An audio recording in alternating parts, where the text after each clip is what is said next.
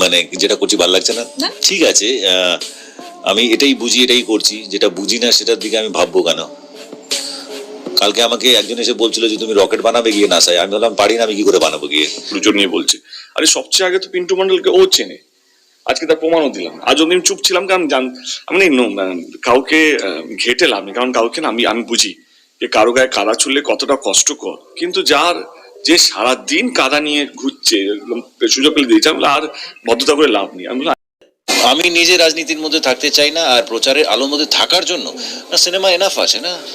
রাজনীতি যদি কারোর জন্য চয়েস থাকে সেটা হতে পারে, তার জন্য, আমার জন্য নয়। অভিনেতা দেবকে চরমভাবে ধুয়ে দিয়েছে টলিউডের আরেক সুপারস্টার অভিনেতা জিৎ।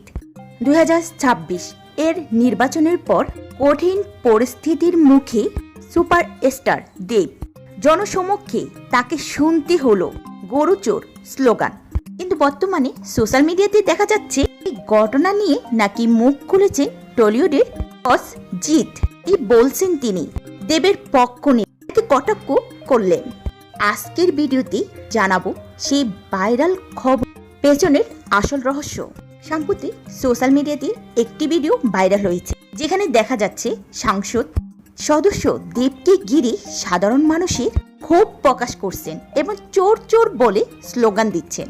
দেব তখন হাত জোর করে পরিস্থিতি সামলানোর চেষ্টা করছিলেন। আর এই ঘটনাটি টলিউডের ভক্তদের মাঝে তুমুল আলোচনার জন্ম দিয়েছে। এখন প্রশ্ন হলো, জিৎ কি সত্যি কিছু বলেছে? সোশ্যাল মিডিয়াতে অনেক জায়গায় জিতের নামে নানা মন্তব্য ছড়ানো হচ্ছে, কিন্তু আসল খবর হলো জিৎ এই নির্দিষ্ট ঘটনা নিয়ে এখনো প্রকাশ্যে কিছু বলেননি বা কোনো মন্তব্য করেননি।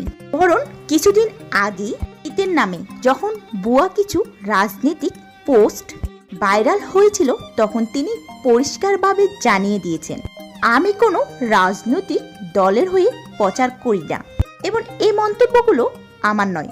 অর্থাৎ জিৎ রাজনীতি থেকে নিজেকে অনেকটা দূরেই রেখেছেন। সুতরাং জিতের নামে বর্তমানে যা চড়ানো হয়েছে তা সম্ভবত ভক্তদের আবেগ বা গুজব।